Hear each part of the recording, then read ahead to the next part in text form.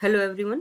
Accounting for beginners की series के अंदर आज हम एक छोटा सा टॉपिक लेकिन बहुत इंपॉर्टेंट टॉपिक है दैट इज़ अकाउंटिंग साइकिल वो शुरू करने जा रहे हैं। तो लेट्स स्टार्ट। सबसे पहले क्वेश्चन रेज होता है कि what is accounting cycle. As the name suggest it's a cycle. Cycle का मतलब क्या रहेगा कि कहीं ना कहीं ये एक प्रोसेस होती होगी, ठीक है, जो सर्कुलर फॉर्म में चल रही होगी। तो अकाउंटिंग साइकिल क्या कहता है? अकाउंटिंग साइकिल डिपिक्ट्स कि अकाउंटिंग एक प्रोसेस है। उस प्रोसेस के अंदर आप क्या क्या इंक्लूड करते हैं। मतलब आपको एक ट्रांजेक्शन का पता चल गया कि हमने ये ट्रांजेक्शन बिजनेस में रिकॉर्ड करनी है। फिर उस ट्रांजेक्शन को फाइनल अकाउंट में शो करने तक क्या क्या फेजेस को पास आउट करना पड़ेगा, पहले कहाँ जाएगी फिर कहाँ जाएगी, इस तरह से कौन कौन सी फेजेस आएंगी वो कौन डिपिक्ट करता है? अकाउंटिंग साइकिल डिपिक्ट करता है। ओके, मतलब क्या रहेगा यहाँ पे? सबसे पहले आपको कोई भी ट्रांजेक्शन है उसको आइडेंटिफाई करना पड़ेगा। ट्रांजेक्शन को आइडेंटिफाई करने के बाद क्या क्या स्टेप्स आएंगे, वो सारे स्टेप्स आपके कहाँ दिखाए जाएंगे? अकाउंटिंग साइकिल के अंदर दिखाए जाएंगे। तो देखते हैं अकाउंटिंग साइकिल क्या होता है। देखो, this is the accounting cycle. Accounting cycle start किससे होता है?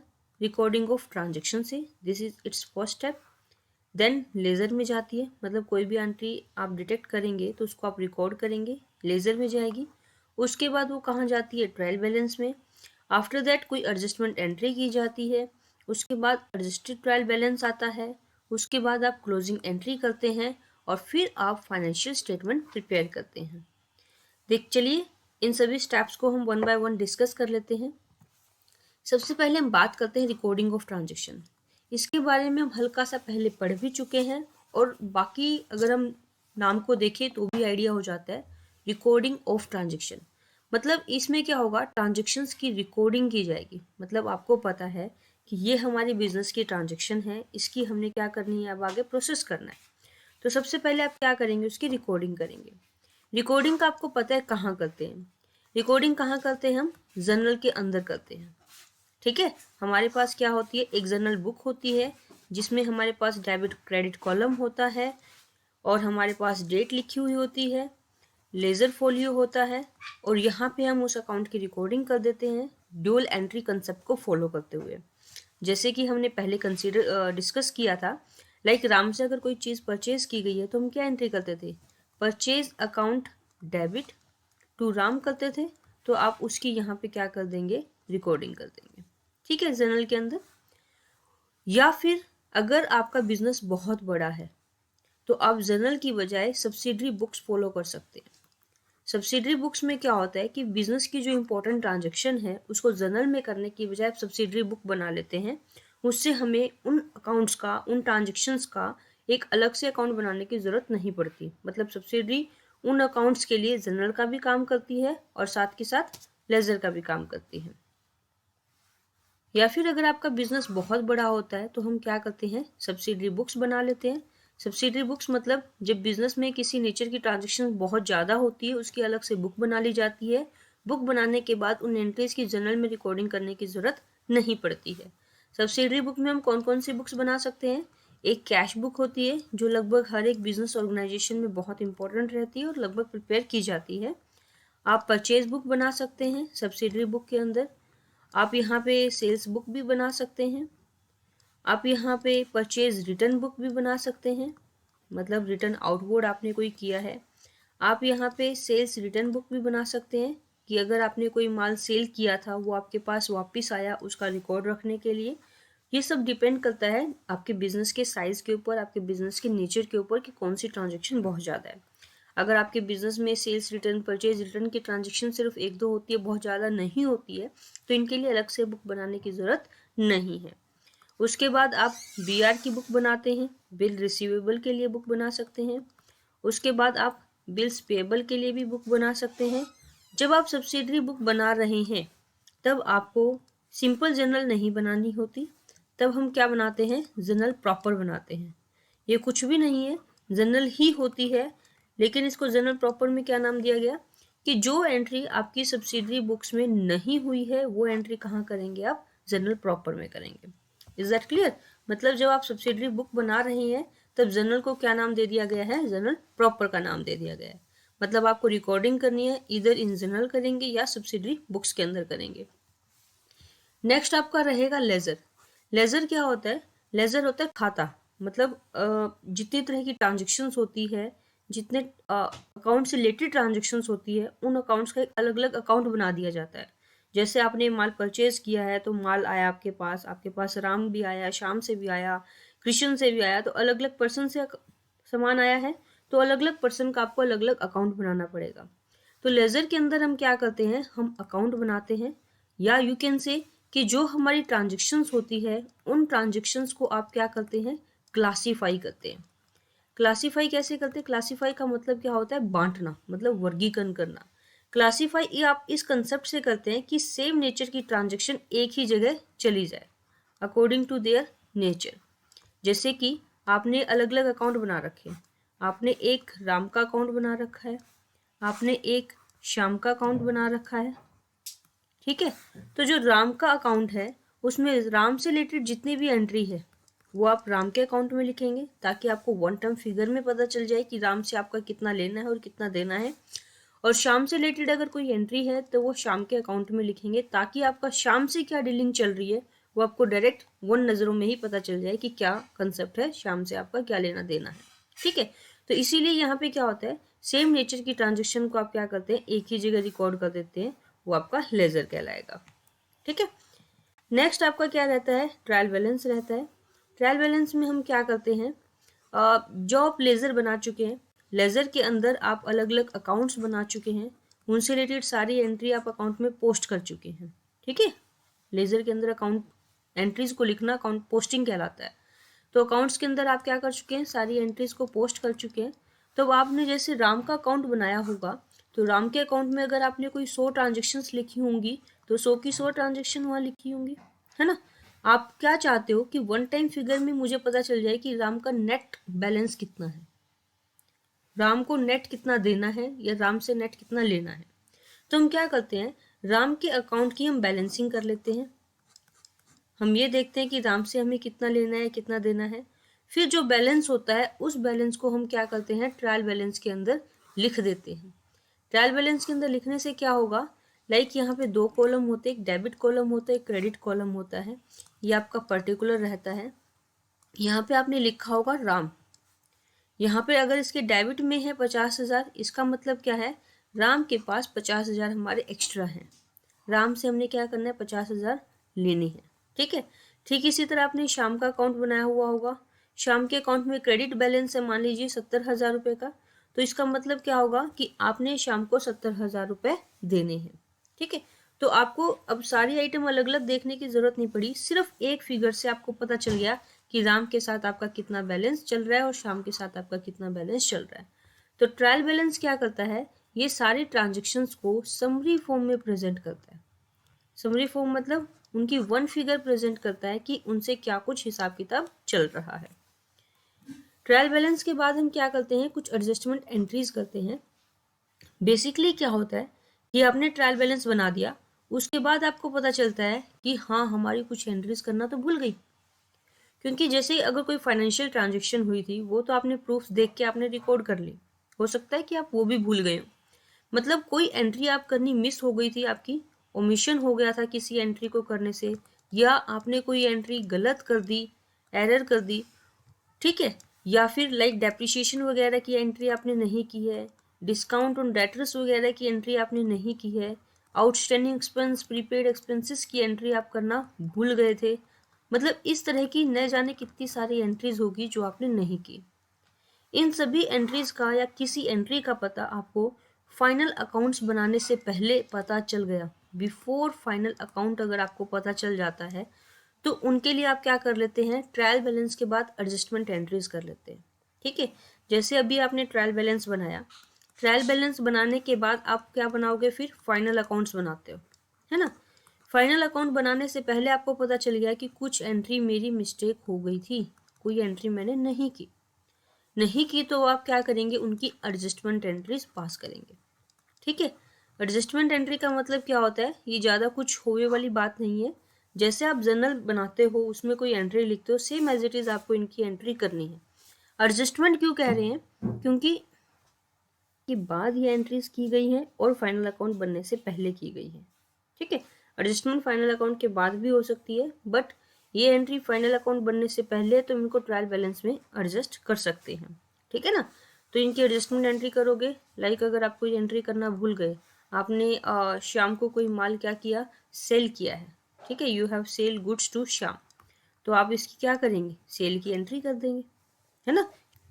सेम एज इट इज अगर आपके आउटस्टैंडिंग एक्सपेंसेस रहते थे तो आप आउटस्टैंडिंग एक्सपेंस के लिए एक्सपेंसेस टू आउटस्टैंडिंग एक्सपेंसेस कर देंगे। तो जो जो एंट्रीज थी आपकी, लाइक अगर आप ये एंट्री पहले पता होती तो आप जर्नल में करते, तो सेम एज इट इज आपने क्या करना है, एडजस्टमेंट के अंदर करनी है, ठीक है। तो यहाँ हम एडजस्टमेंट एंट्रीज पास आउट करेंगे। उसके बाद क्या करते हैं, adjusted trial balance. Adjusted trial balance as the name suggest, adjusted plus trial balance. ये क्या है, लास्ट टू स्टेप का कॉम्बिनेशन है। मतलब आपने क्या किया था, ट्रायल बैलेंस बनाया था, ट्रायल बैलेंस के बाद आपने क्या किया, एडजस्टमेंट एंट्रीज पास आउट की थी। तो अब क्या करेंगे आप, इन दोनों को कंबाइन करके trial balance plus adjusted trial balance, trial balance plus adjustment entries को मिला के आप क्या करते हैं, एक एडजस्टेड ट्रायल बैलेंस बनाते हैं। इसका मतलब क्या है कि इन एंट्रीज का पता आपको फाइनल अकाउंट बनाने से पहले और ट्रायल बैलेंस बनाने के बाद पता चल गया था, ठीक है। तो अब आप क्या करेंगे, एक ट्रायल बैलेंस दोबारा बनाएंगे और उस ट्रायल बैलेंस के अंदर ये सारी एडजस्टमेंट एंट्री आप कर देंगे। तो जो नया ट्रायल बैलेंस बनता है that is adjusted trial balance कहलाएगा, ठीक है। जैसे कि मान लीजिए आप ऑलरेडी एक ट्रायल बैलेंस बना चुके थे, ये आपने उसके कॉलम किए थे, हम एक रफ फ्रेमवर्क ले रहे हैं। लाइक आपने यहाँ पे राम की एंट्री कर दी थी 50,000 रुपये से, श्याम की एंट्री कर दी थी आपने यहाँ पे 70,000 रुपये से, और आपने यहाँ पे रेंट भी लिखा हुआ था, रेंट लिखा हुआ था, मान लीजिए आपका खर्चा है दैट इज 10,000 रुपीज़ का, ठीक है। इस तरह से आपने अलग अलग एंट्रीज लिखी हुई थी। उसके बाद आपको एक एंट्री का पता चला कि रेंट आउटस्टैंडिंग है, आउटस्टैंडिंग रेंट हमारा पड़ा हुआ है अभी भी 2,000 रुपये का, ये आपको बाद में पता चला। तो अब आप क्या करेंगे, रेंट की आपको एंट्री करनी पड़ेगी। रेंट की एंट्री कैसे करेंगे, देखो रेंट की जब आप एंट्री करेंगे तो आप क्या करेंगे, that is rent account debit, क्योंकि खर्चा हुआ होगा यहाँ पे, टू आउटस्टैंडिंग रेंट, ये एंट्री आप रेंट की करेंगे। कितने रुपए से, 2,000 रुपीज़ से, ये आपने एडजस्टमेंट एंट्री कर दी। अब इस एडजस्टमेंट एंट्री को ट्रायल बैलेंस में जो आपने ऑलरेडी बनाया हुआ है उसमें एडजस्ट करेंगे। एडजस्ट करने का मतलब क्या, इसका क्या इफेक्ट होगा, कहाँ प्लस करना है, किसको बढ़ाना है, किसको घटाना है, वो एडजस्ट कर देंगे। लाइक सबसे पहले यहाँ पे क्या है, रेंट है, हमने यहाँ रेंट को शो किया हुआ है। रेंट हमारा कितने रुपए का है, 2,000 रुपीज़ का। तो आप क्या करेंगे, रेंट की जो फिगर 10,000 रुपीज़ दिखाई हुई है, 10,000 ना दिखा के अब क्या करेंगे, 10,000, क्योंकि रेंट बढ़ रहा है, खर्चा है ना, डेबिट कर रखा आपने, तो रेंट में क्या करेंगे, आउटस्टैंडिंग रेंट के नाम से 2,000 रुपीज़ प्लस कर देंगे, टोटल अब 12,000 रुपीज़ रेंट के दिखाएंगे, ठीक है ना। साथ के साथ एक और अकाउंट खुल रहा है, क्योंकि जो ट्रांजेक्शन आपकी एडजस्टमेंट में आ रही है उनकी ड्यूअल इफेक्ट होते हैं। ड्यूअल इफेक्ट का मतलब क्या है, उसके दो अकाउंट्स के ऊपर इफेक्ट पड़ेगा, दो साइड्स के ऊपर भी हो सकता है, दो अकाउंट्स के ऊपर भी इफेक्ट पड़ेगा। मतलब जैसे डबल एंट्री कंसेप्ट होता है वैसा ही कंसेप्ट एडजस्टमेंट एंट्रीज का भी होता है। तो यहाँ पे भी हम दो जगह ही पोस्टिंग करेंगे। दूसरा अकाउंट हमारा कौन सा आ रहा है, आउटस्टैंडिंग रेंट। आउटस्टैंडिंग रेंट क्या होता है, आपकी लायबिलिटी होती है ना। आउटस्टैंडिंग रेंट के नाम से यहाँ पे कोई अकाउंट नहीं है, तो आप इसको लायबिलिटी साइड दिखाएंगे, outstanding rent liability side 2,000 rupees. Is that clear. तो इस तरह से आप क्या करते हैं, एडजस्टमेंट करने के बाद एडजस्टेड ट्रायल बैलेंस बनाते हैं। जितनी भी एडजस्टमेंट एंट्रीज होगी सबको आप इस तरह से ट्रायल बैलेंस के अंदर इनकॉर्पोरेट कर दोगे। फिर जो नया ट्रायल बैलेंस बनेगा आफ्टर एडजस्टमेंट एंट्रीज, उसको आप क्या कहते हो, एडजस्टेड ट्रायल बैलेंस कहते हो, ठीक है। उसके बाद है आपका क्लोजिंग एंट्री। आपने एडजस्टेड ट्रायल बैलेंस बना लिया, अब हम क्या करेंगे, क्लोजिंग एंट्रीज करेंगे। बेसिकली क्या होता है, अकाउंट अपने तीन तरह के होते हैं, जैसा कि हम पहले भी डिस्कस कर चुके हैं वीडियो के अंदर। पर्सनल अकाउंट होता है, रियल अकाउंट होता है और नॉमिनल अकाउंट होता है, ठीक है। अब क्या करते हैं, जब आप फाइनल अकाउंट्स बनाते हो, आपको फाइनेंशियल स्टेटमेंट बनानी पड़ती है, उस टाइम पे इन सभी अकाउंट्स को क्या करना पड़ता है, बंद करना पड़ता है, क्लोज करना पड़ता है। तो जो पर्सनल अकाउंट होता है, रियल अकाउंट होता है, इनका क्लोज करने का मतलब क्या होता है, बैलेंस निकालना अकाउंट का, है ना। तो इनका जो क्लोजिंग एंट्री नहीं करनी पड़ती है, क्योंकि इनमें जो बैलेंस होता है आप उसको कैरी डाउन कर देते हैं और नेक्स्ट ईयर इनको ब्रो डाउन हो जाता है, क्योंकि असेट्स होती है, ये लाइबिलिटीज होती है, ये नेक्स्ट ईयर भी इनका बैलेंस जाता है। इनके लिए क्लोजिंग एंट्री की जरूरत नहीं पड़ती। क्लोजिंग एंट्री की जरूरत पड़ती है नॉमिनल अकाउंट के लिए। नॉमिनल अकाउंट में क्या होता है? नॉमिनल अकाउंट में बेसिकली जितने भी एक्सपेंसेस होते हैं, ठीक है, या जितनी अपनी इनकम्स होती है, गेन्स होते हैं, लॉसेस होते हैं, वो सारे अकाउंट नॉमिनल के अंदर आते हैं। इनकी बैलेंसिंग करने की ज़रूरत होती है, इनकी क्लोजिंग अकाउंट करने की ज़रूरत होती है। क्यों? क्योंकि इन सभी को करंट ईयर की जो फाइनल अकाउंट्स है, मतलब प्रॉफिट एंड लॉस अकाउंट होते हैं, ट्रेडिंग अकाउंट होता है, उनके अंदर ट्रांसफ़र कर दिया जाता है और इन अकाउंट्स को क्लोज कर दिया जाता है। इन अकाउंट का बैलेंस नेक्स्ट ईयर के लिए फॉरवर्ड नहीं किया जाता, ठीक है। दैट्स वाई इनके लिए हम क्या करते हैं? क्लोजिंग एंट्री पास करते हैं, ठीक है। क्लोजिंग एंट्री कैसे? मान लीजिए जैसे कि आपका रेंट अकाउंट है, रेंट इज योर एक्सपेंस।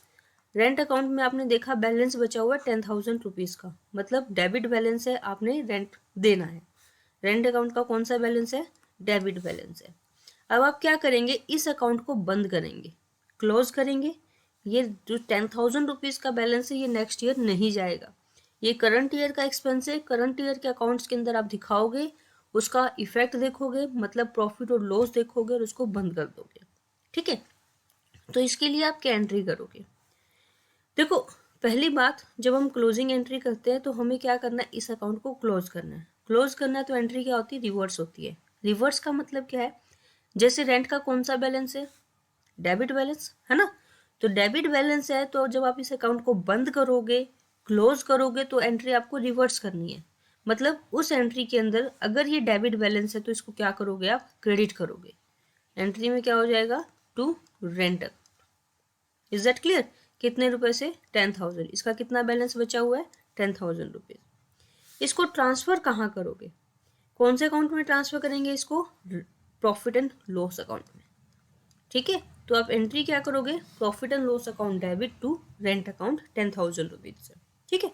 ठीक इसी तरह मान लीजिए अगर आपके पास कोई इनकम रिसीव्ड हुई है, लाइक आपके पास है इंटरेस्ट रिसीव्ड है, इंटरेस्ट रिसीव्ड किया हुआ है 5,000 रुपीज़ का। तो interest received is your income. Income है तो इसका बैलेंस कौन सा होगा आपके पास? क्रेडिट बैलेंस होगा। आपने इसके लिए क्या करनी है? क्लोजिंग एंट्री पास करनी है। क्लोजिंग एंट्री क्या करेंगे? सबसे पहले देखिए इसका बैलेंस कौन सा है? क्रेडिट। क्रेडिट है तो क्लोजिंग करने के लिए रिवर्स करना पड़ेगा। रिवर्स मतलब क्रेडिट है तो डेबिट, डेबिट है तो क्रेडिट, है ना। तो इसका क्रेडिट है तो इंटरेस्ट को आप क्या कर देंगे एंट्री में? डेबिट। इंटरेस्ट रिसीव्ड अकाउंट क्या हो जाएगा आपका?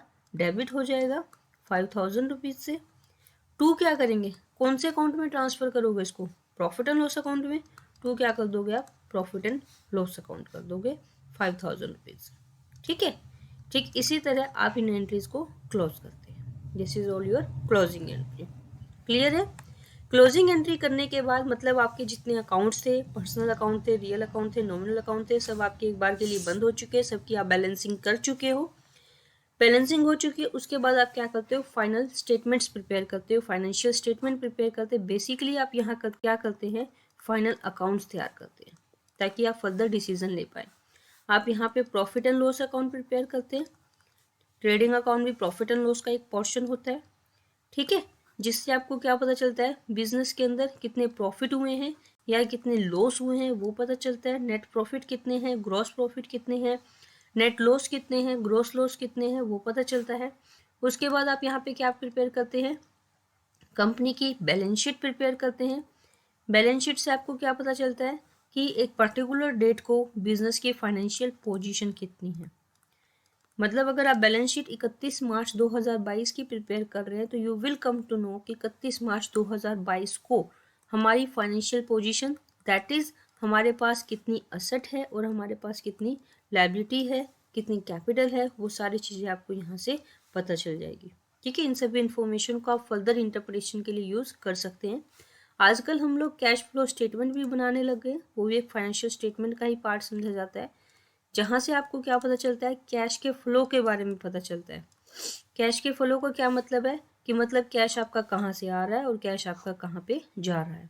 तो अकाउंटिंग तो अकाउंटिंग साइकिल आपने ट्रांजेक्शन्स को आइडेंटिफाई कर लिया, उसके बाद शुरू होता है। ट्रांजेक्शन्स आइडेंटिफाई करने के बाद आप सबसे पहले क्या करते हैं, रिकॉर्डिंग करेंगे, उसको जनरल में रिकॉर्ड किया जाता है। उसके बाद आप लेज़र में ट्रांसफ़र करते हैं, लेज़र के बाद आप ट्रायल बैलेंस बनाते हैं। अगर कोई एडजस्टमेंट है तो एडजस्टमेंट एंट्री और एडजस्टेड ट्रायल बैलेंस आता है, अदरवाइज नहीं आता है। उसके बाद लास्ट में क्या आता है, फाइनेंशियल स्टेटमेंट आती है, जिसमें आप फाइनल अकाउंट्स वगैरह प्रिपेयर करते हैं। होप सो आपको ये क्लियर हो चुका होगा। फिर भी अगर आपको कोई डाउट है या कोई क्वेरी है तो आप कमेंट सेक्शन में भेज सकते हैं। Thank you.